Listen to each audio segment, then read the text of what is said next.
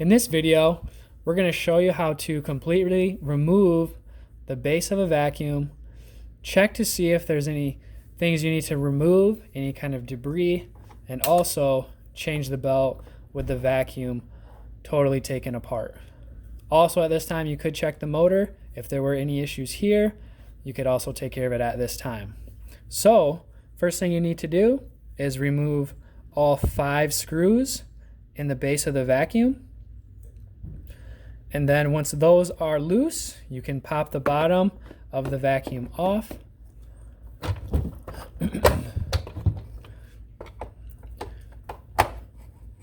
At this time, you'll note you may have to unscrew a screw a little bit more just to get it all the way out. Now, when opening the vacuum, you'll be able to see the condition of the vacuum, how dirty the base of the vacuum could be, as well as if the roller needs to be replaced, the belt needs to be replaced, or if there's anything lodged in the vacuum itself. So first thing you're going to do, try to take care of some of the cleaning of the vacuum. Get some of the hair, the dust, those kind of areas cleaned out. This might take the usage of a mini vac, or you can use your finger or a small toothbrush to get some of this out. I would recommend using a small mini vac with maybe a crevice tool to get the small fine dust particles out of the cracks and crevices of the vacuum itself. Moving forward, after you've done that, what you're going to want to do is look to see if the belt needs a replacement. This one does need a replacement, so we will replace this belt.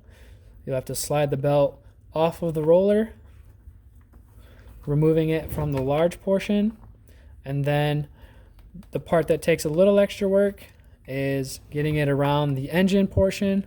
You can work at this and always get it out, or you can use a blade or a snips to cut it if you're a little lazier. So you can see this belt has been stretched out. It's a little longer than the other belt that we have here, thus meaning it's time to be changed. So if you can smell burning, if your roller's not moving, these are all reasons why your belt could need a change. At this time, before you replace your belt, you're going to want to look at your brush roller. You're going to want to look at the bristles. If they're very far spaced apart, or if they're very short, you may need to replace these. This one probably could use a replacement, so we'll grab another roller here and replace it. If it did not need a replacement, what we would do is we would clean off some of the excess rope that you can see builds up in the edges and the sides. And to do that, all you're going to use is a blade. Be very careful.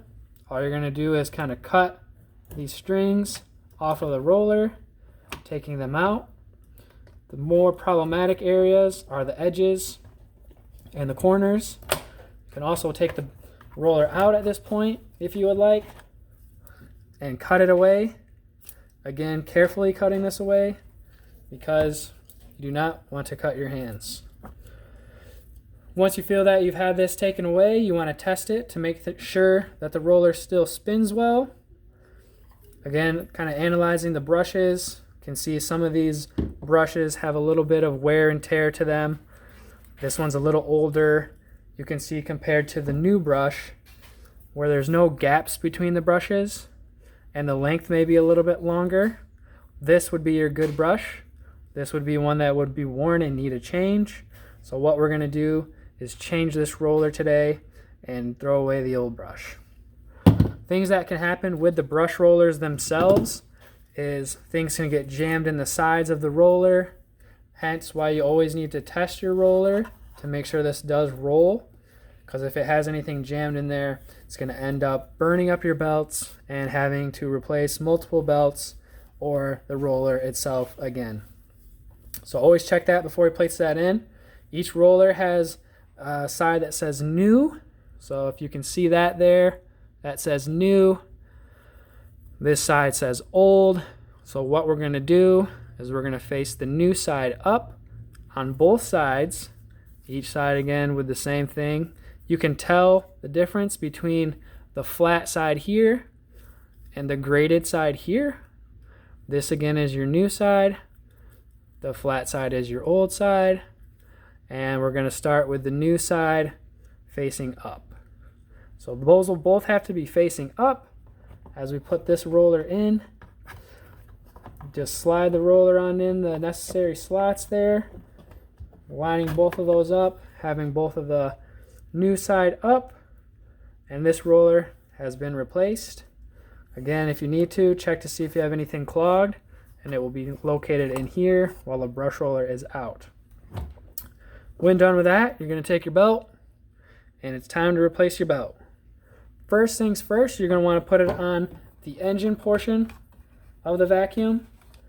So when putting this on, it takes a little bit of force to get around that edge because it is kind of a tight fit there. Once you have that around that edge, you have to pull this tight, roll it on, which is the easiest way to put it on. Give the belt a couple rolls here. Make sure it stays on the roller. You would hate for yourself to put it all back together and it just fall right off. After that, your vacuum has been inspected. We could have done a better job cleaning this one here, but we don't have our mini vac with us at the moment. So before we apply the base of the vacuum back onto here, we're going to look at our rubber lip. This lip has an edge to it that fits on top of the vacuum base. You want to make sure that's seated correctly. You can usually feel it snap into place, and it'll be a nice uniform square or triangle, rectangle. Still learning my shapes here, folks. Nice rectangle around the base. If it's not rectangular, it's not on right. When you're done here, you'll inspect this. Make sure there's no dirt or debris. There's a little bit. So you're going to want to clean that off. After that, what you're going to do is place this back in the holes. So your screws will go back in the holes. As you're putting this back together, you're going to want to push the rubber on the outer band in while you work the screws back down. So for me, I like to hold the edges just to make sure as we're getting these back on that they don't come off again.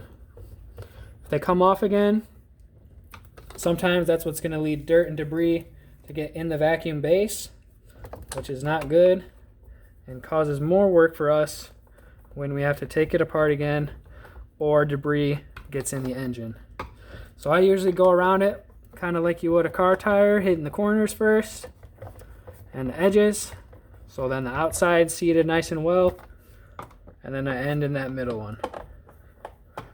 So that is basically how you fix a belt and a roller. Clean the base of the vacuum out, put it back together, and last but not least, we'll have to check our work and make sure the vacuum runs. But your vacuum should be good to go. All the parts are new. And this vacuum can go back into rotation. Thank you, everybody.